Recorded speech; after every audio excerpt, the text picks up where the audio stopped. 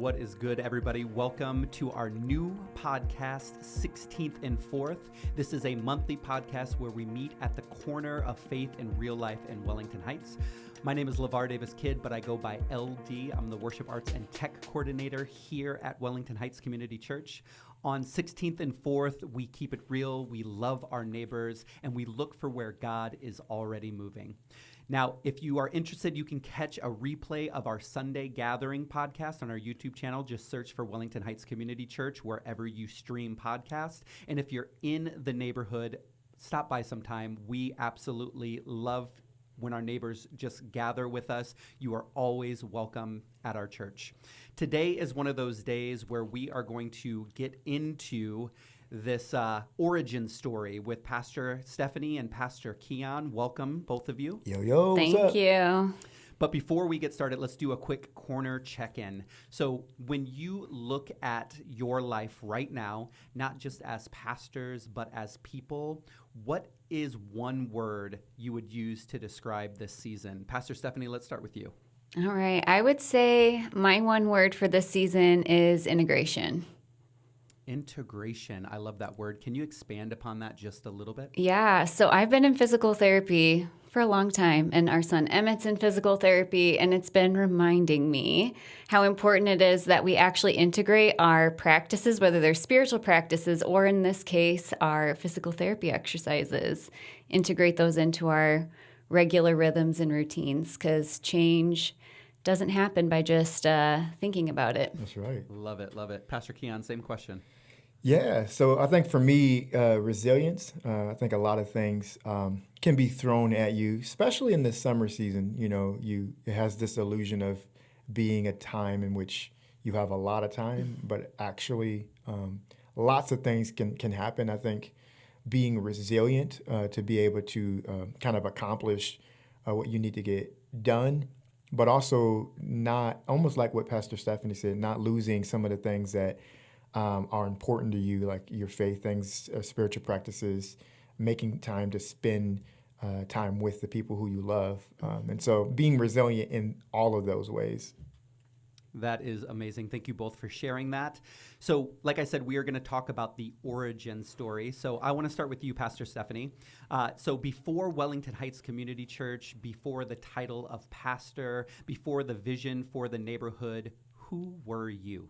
Yeah, I grew up in a small town in northern Iowa. Faith and church was just a huge part of my upbringing, and it was a really positive experience for me. Like, I was surrounded by really kind and generous and loving people who mentored me and cheered me on. And so faith was a driving force for me. I knew I wanted to be helping people, and that had to switch from being paternalistic, right? Because I think that can get real unhealthy real quick. But I knew that faith was a part of what I would want my vocation to be. Pastor Keeyon, same question. Yeah. So I grew up in Waterloo, Iowa. I have 4 brothers, 4 sisters, loving people in the house. You know, I was in my single-digit years, I was very a fearful kid. A lot of what faith meant to me was pleasing God and making sure I did the right things in order to not make him mad. And so fear was a huge part of my, single digits years. My faith kind of became my own in my preteens. And I began to kind of read the Bible and actually start to understand the reality of grace. And so throughout my teens and even my 20s, I really wanted to really live out what I was actually learning. I did that in several ways, from writing music to I spent some time in China doing some mission work. But I think really where it began to start to be what it is today is when me and Pastor Stephanie met, and she began to talk to me about Christian community development and what it really means to live out a holistic gospel, right?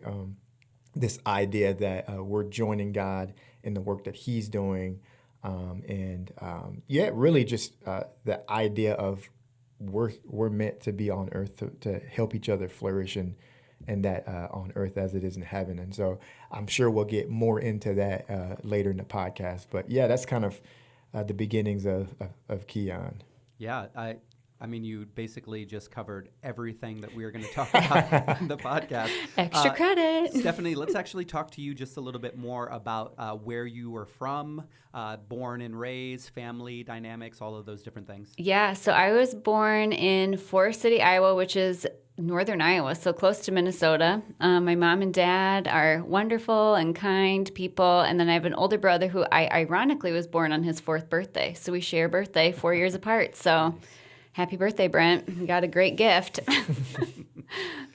So for both of you guys, when did ministry first become personal? Because a lot of times, I know from my experience, I was doing whatever my parents kind of told me to do. Mm-hmm. And then there was this moment for me in high school where it was a complete shift of like, actually, no, this is something that I want to dive into and understand for myself and not just go along with what somebody has told me I'm supposed to do.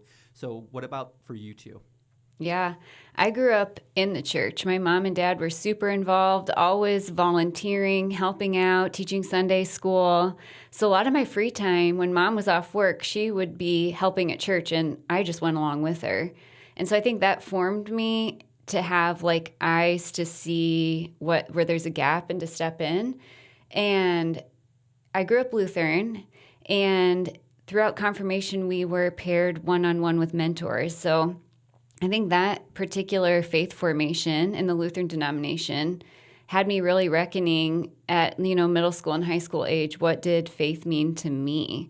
What did it look like for me? And then when I went into college, I got kind of thrown into leadership pretty quickly and mentored and developed. And that became a driving force for me of, I think this is what I want my vocation to be. I found joy in diving deep into scripture and different spiritual practices to connect me with God and others, and how faith and justice can intersect with that. So that's a long-winded, but I think it started pretty early in like middle school, high school, and then just has continued to ebb and flow. Yeah, for me, again, like in my single-digit years, I mean, a lot of the theology or what I was learning about God was from my parents, and where there was some good, there was definitely more of a fire and brimstone. And then I actually went to a Catholic school for, I think, five or 6 years. And so there was some formation in that. And we went to an AME church when we did go to church. And so there was just a lot of theology being brought to young Keeyon, right? Mm-hmm. And so that kind of produced a curious kid. And so around age 12, I began to ask these questions and actually pick up the Bible myself and say, hey, what does the Bible say about these things? Because I have a lot of thoughts, and I've been taught a lot of things about theology. And so through that journey of kind of reading and asking those questions, my faith became my own, and I really wanted to. I became kind of zealous in such a way where, I just wanted to live out my faith, and I wanted people to experience what the promises of Jesus. And so that's kind of the journey that I took toward kind of owning and my faith being my own. I had an interesting experience once that someone was asking me, like, when was my moment? And I couldn't name a specific moment. And they were coming from a perspective that there had to be, like, a specific, like... a burning bush. Yes. And I felt so shamed by that I didn't have, like, a big moment in my faith. But, like, as I look back on the faithfulness of God and his steadiness of his presence, it was like this slow, beautiful transformation that continues. I mean, I'm still being transformed today by God's Spirit. That feels very connected. Jessica and I were having a conversation, and it was one of those, have you ever heard the voice of God? Mm-hmm. Like, I personally don't feel like I've ever heard a direct speaking of God to me, but I've experienced God. You know, Right. so there's a song by an artist, Chris Rice, and the opening lyrics say, "I would take no for an answer just to know I heard you speak." And it's just like this idea of like all of these burning bushes and defying graffiti and all of these things that happen in the Bible. And it's like, I would just love to hear you say no to one of my prayer requests instead of having to almost like dissect and understand like, oh, that was the no that I had been asking for, or the yes that I had been asking for. I was just looking for it in a really weird way. Right. Yeah. Yeah. Just a note on that, just as we look through scripture, that's why you'll see, especially in the Old Testament, that the Hebrews, they actually name God different names, like Right. Jehovah Nisi, Jehovah Jireh. It's based on like how they're experiencing God. God is providing for us. God is our banner. God is, and there's an encouragement even in the journey of Pastor Stephanie and myself and LD that God was always shepherding us through the journey. Right. And that's so good to recognize that there's not always this like Emotional high moment. yeah. Exactly. So Love it, love it, love it. You guys had both kind of reference vocation. I'm curious if there was ever a moment where you thought to yourself, I'm going to be this, that was not related to ministry whatsoever. Like for me, when I was in high school, I thought that I was going to be an architect. And then I realized how much math was involved. Maybe not. I was dabbling in the idea of being a music teacher. So I did some college stuff in high school, and I helped with the elementary music room. And I was like, yeah, I want to be a music teacher for a bit, but that changed. I got to college, and whew, that's intense. yeah, I mean, my major, I went to Wartburg for a year, then I went to Iowa, then I moved to Iowa State, go Cyclones.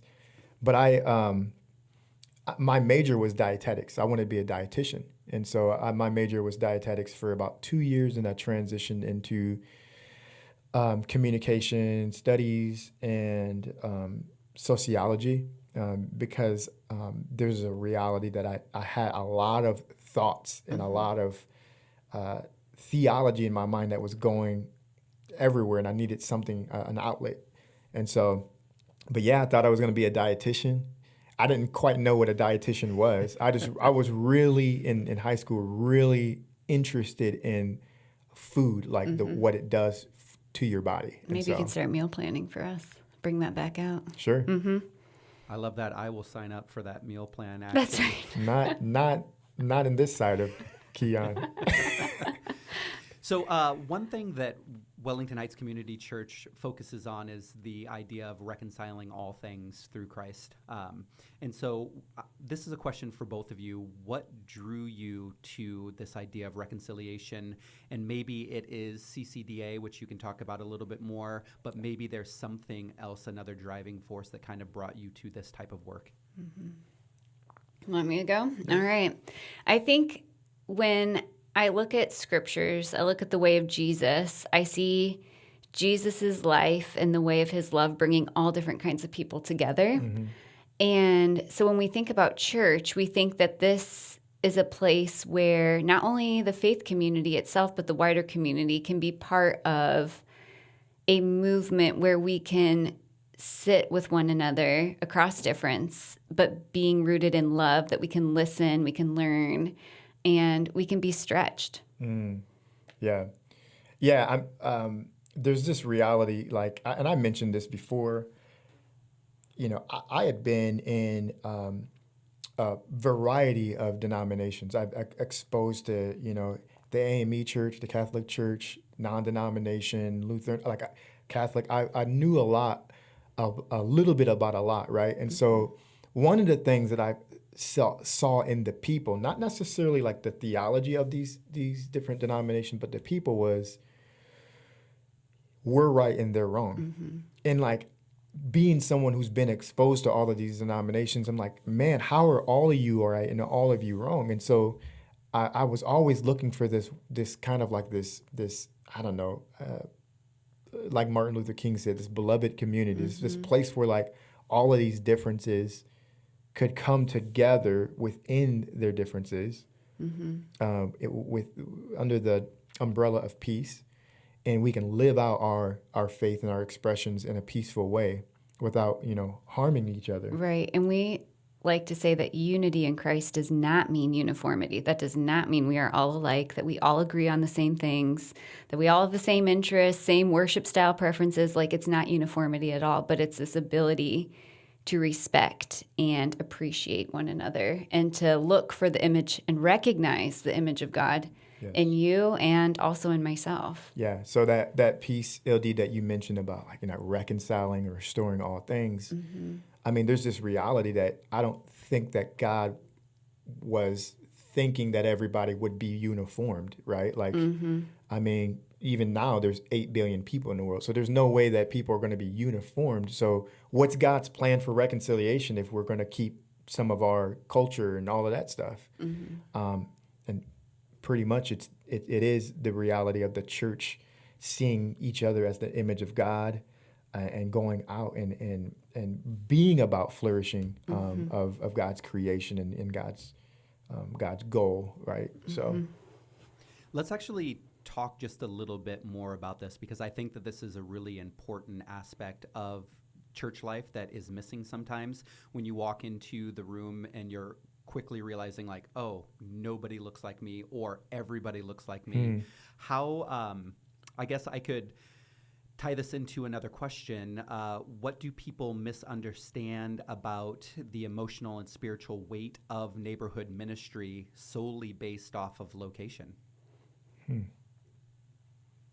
Yeah, I think if you're in a space, particularly like a faith community or a community where everyone is like you, agrees with you, looks like you, all those kinds of things, you can get real comfortable. And when you're comfortable, you're not stretched. And there is just, when you're being stretched to learn and to listen and to unlearn maybe some biases or perspectives that you've had that you're realizing, that might need to change. That is heavy. That's hard work. That is disorientating. I've heard it used at times where you can feel like a fish out of water. So I think that there is this spiritual, emotional, and honestly physical weight of this work when you intentionally get to know people, be in community with, choose to listen to people who are different than you. Absolutely. I mean, Christianity or faith in general is not like a box to check. It's constant disorientation. It's constant, not being comfortable. And it's not for a gift or a prize either. It's right. to be able to live the way in which God wanted us to live, right? Right. And so for us, even in thinking about church planting in general, there are some metrics to make church planting easier, and some of those metrics has to do with, a affluent location, people who are the same, so you don't have to you don't have to wonder what the issues are going to be. And so but for us, and I believe Scripture moves us to say and to pursue the discomfort of diversity within neighborhoods, within denominations, and press into that and see that as a gift from God, right? And so I think that neighborhood focused community development, all of those words, it's all about what God wanted, right? And it's decentering individualism, our rugged individualism that we love in American culture, right? That like, I can do it by myself. I know what's best. I got this. I don't need anyone else. But when you're neighborhood focused, things change, because when you're neighboring and you're close to people, it changes how you respond. It changes how you live and be. Yes. Yeah, how you see God, how you see yourself, others, all of it. And it goes against kind of our maybe our natural trajectory to like create this nest in this comfortable spot, right? Like we're all taught to like, seek safety, seek security, all that. All of those things. And so that has infiltrated the cultures of the church, is like we want everything to be the same. I want to go into church, and I don't want to be nervous. I don't want to. And it's like, well, those things, they're not inherently bad, but they're not to be centralized, right? And so that's kind of the unique thing about Wellington Heights Church is that we like to shake things up a bit, and not for the sake of shaking things up, but for the sake of really like pressing up against forces that are really kind of capturing us and stopping us from being formed by God. Mm-hmm. Yeah, that's awesome. Those responses are so great. So for those of you that do not know, I promise you that the space between Pastor Stephanie and Pastor Keeyon is simply for the video, and they are actually married. So let's talk about the two of you and where it is that you are at now in life, and then we can also get into the why behind starting Wellington Heights Community Church. Sure. Mm-hmm. So we've been married for going on 12 years in September. Which we're hosting a community-wide retreat on our 12-year wedding anniversary. So we want to celebrate with you all on how we can welcome everyone at the table. Yeah. That's our anniversary party. Let's plug that real quick. What is that? So it is, I know we're all welcome at the table, but do I have to sit next to you? And so this is a community workshop. It's going to be retreat style where we're hearing from the author, Reverend Janice Springer of the book, I Know We're All Welcome at the Table.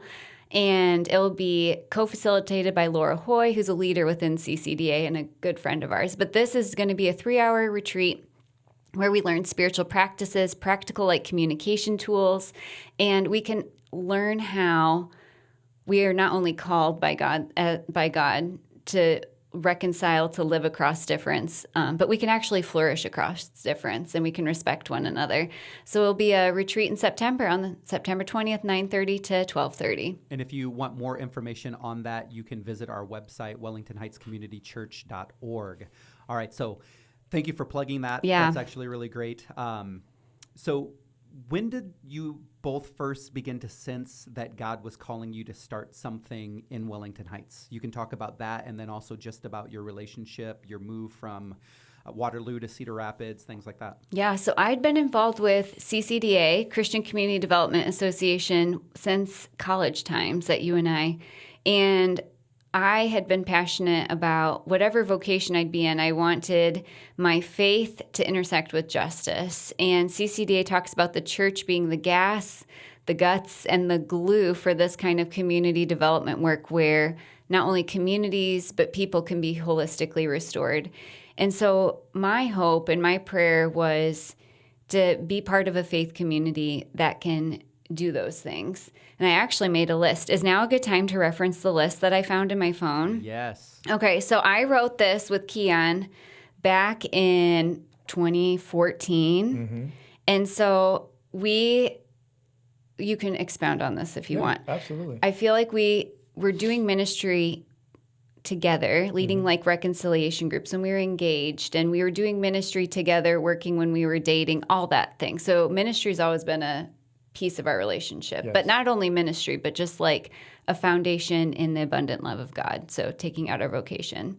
But we wrote this list of our hopes and our prayers of what a church could be, that we could be part of. And here's the list. Not a fancy church, small, focus on restoration and reconciliation of all things, not trendy or hokey, a diverse staff, rooted in an under-resourced and marginalized area, liturgical, and following the church calendar. Sounds kind of like Wellington Heights Community Church. What do you think, Pastor Keeyon? Yeah, I think so. I think both of us always had it in our hearts, but we needed. I know for me, I'll speak for myself. I needed someone to unscramble some of the thoughts that I had when it came to what does a reconciling church or holistic church look like. And so when Stephanie introduced me to CCDA and kind of they had the language of, it was more of a language of how do we bring people together than how do we, make sure that you have a right theology and things like that, which can get kind of crazy from denomination to denomination. And so I think for us, So we were in ministry at a couple churches and did some good stuff and had some great relationships. And both in Waterloo and in Cedar Rapids, we moved to Cedar Rapids in 2017. I was at a church. I was a local missions pastor there, but we lived in Wellington Heights, and we were making these relationships in Wellington Heights, not knowing that we were going to plant Wellington Heights Community Church. To be honest, I think that I thought we would plant a church like in our 40s. Yeah, for sure. I mean, not with a toddler. Exactly. And that was 6 years ago. So we were like 32 when we started this church, Wellington Heights Church. And so turning 38 now, so still not in my 40s. but there was always this idea of like, what would a church look like that kind of looked like what Pastor Stephanie talked about? But what if this church, the flourishing of the church was congruent with the flourishing of the neighborhood? Yes. Right. And because so many and this is not, dogging on the churches that we were at, but it just a big picture of the rhythms of church planting now is more based on how the church building and like maybe the systems are flourishing, but not like neighborhoods or not like people groups that are offset of the church. And so at Wellington Heights Community Church, like we count it as failure if we flourish as a kind of a church system, but the neighborhood is not flourishing, right? Jesus came into the world not for him to flourish, but for the world to flourish. And so that's kind of our goal. We don't want to be a church that is insular or only focusing on our own programs, but how can go ahead. No, I was just saying how can we be a part of what God's doing in Wellington Heights? Yeah, and it was birthed out of listening to God's Spirit and listening to the people around us who had hopes for a faith community that was rooted in faith and justice and reconciliation, and a space to be curious about God and ask hard questions and not be shut down, but to leave space for mystery and wonder and curiosity. Yes. So that actually feels connected to this next question. What do you think Wellington Heights Community Church will never compromise on? That's deep. That is deep. There is this reality that there's a big word called Christocentrism versus ecclesiocentrism. And ecclesiocentrism just means that the church does the work of God to bring people toward him. And it's the church's job to do that. And while there's some things that I agree with, I'm more Christocentrism, which means that Jesus does the work and is working in each and every person. And what the church does, or those who follow Jesus, what we do is we simply join God in what he's doing in people, looking for ways in which we can mutually, flourish together. And so there's this, for me, I feel like there's this peace. I would say that people say about Wellington Heights, where like I feel like I can walk my journey with God at my own pace, at the pace where I believe God wants me to. And I feel like for us in this weary world where we're hearing so many things and getting information and Google University and all of that stuff, people need a place where they can just kind of know that they can walk one step at a time. And I don't want to ever compromise that peace that we have at Wellington Heights Church. I agree. Pace came to mind, like going the speed of the Spirit, I often hear you say, not going the speed of what culture is telling us, like go, go, go, go. We never rest. Add and these pause. Activities every week. Right. Yes, exactly. And the other thing that comes to mind is belovedness, that each human being is beloved, including ourselves. And when we can actually grasp that, I think that changes things big time. Yes. Grasping that simple belief, whatever you want to name it, truth, that we are all beloved, changes how we live and see ourselves and others. Yes. Awesome. What is one win in Wellington Heights that we should celebrate more often, more specifically at Wellington Heights Community Church? I know that we had our 5-year anniversary not too long ago. That was a big celebration. What else is going on, maybe, under the surface or behind the scenes? Yeah. I've been able to be part of some cohorts nationwide on like faith leadership and reconciliation, all that jazz. And one thing that I hear, because we're so in it, right, that it's hard to see the glimmers of God and goodness and all that, because it's just right in front of us. When I talk about Embodiment Sunday and that our faith community is like embracing having a different rhythm of gathering and then actually digging into practices that we can integrate into our day-to-day life, people are wowed by that. And Keeyon and I have been training congregations on how to implement this in their congregations for the past couple of years. So I think that's something we should celebrate. Yeah, I think presence in a community that otherwise churches, businesses, individuals look, lowly upon. Mm-hmm. I think that our presence, like just being there, like even if we were to just have a Sunday service in the middle of the neighborhood, I think I've heard city officials, I've heard individuals say thank you for being there. And now that's not our like goal. Like it's one of our goals, but I think sometimes we forget the presence that we believe in this neighborhood. Not that we're bringing God, right? Yeah. But we believe in this neighborhood, and it's almost this incarnational love. Like Jesus could have stayed in heaven, but he not only came down, but he literally became mutual with people, like getting a job and going through the grind. And that's what we're trying to follow. So it's just a mutual, non-patriotic, patriarchal, hierarchical idea. But yeah, just being present, that's a win. Yeah, that's a win. Goes against our human doing culture. And there's power in just being. Yes.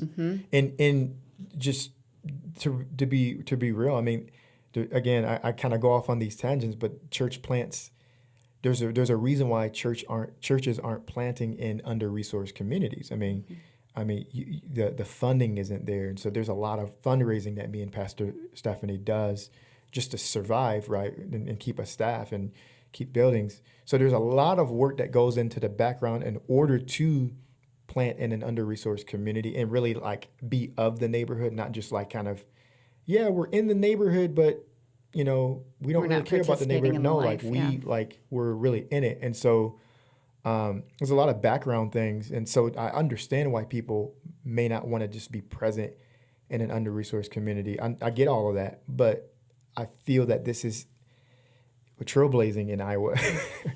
And so I think it's so important for more and more churches to kind of follow that lead. There's not a epidemic of churches trying to dig into under-resourced communities. And let's just use this as an opportunity to give a shout out to Faith Life. That is actually allowing us to have this podcast at their building. The intention was to sit on the stoop at the church and do a corner podcast. It's being done in Wellington Heights. And also from a quality standpoint, the audio is just not going to be as good. So we want to shout them out, specifically Joel, who has helped set up all of this stuff. Before we wrap things up, for any listeners who want to do something simple and real this month, we want to encourage this next step. Learn one neighbor's name. You can also have just a real conversation with them, not a rushed hello, which is what we typically do, not a wave from across the street, but a real conversation. These are things that we all struggle to do on a regular basis, and so we want to make time for that. You can ask a question and actually listen for the answer. And just let that be the beginning. It doesn't need to be anything too bold. This is the month of July, and these podcasts will be released on the first Friday, which, if I'm doing math correctly, is the 10th. And so there's another tangible thing that you can do, which is tune into a really great podcast from Wellington Heights Community Church on our Practicing Our Faith sermon series, which this week is on meditation with Jessica Thomas, so definitely check that out. Stephanie and Keeyon, thank you so much for sharing the story behind the story, and thank you all for pulling up with us to this first episode of 16th and 4th. Stephanie and Keeyon, anything that you want to leave people with? I say this to my kids all the time. Are you creating peace or chaos? That's good. It's a great question to ruminate on. Mm-hmm. I would leave with this affirmation that you are beloved. Love that. So if this episode gave you language, courage, or hope, share it with somebody. As simple as that. Now, I need everyone to do me a favor. I want you to grab your phone, open your favorite podcast app, and hit follow on the Wellington Heights Community Church podcast, as well as this new 16th and 4th podcast. Next month, we'll be talking about roots and branches, how neighborhood development happens with the neighborhood, not to the neighborhood. So we will see you on the corner of 16th and 4th next month.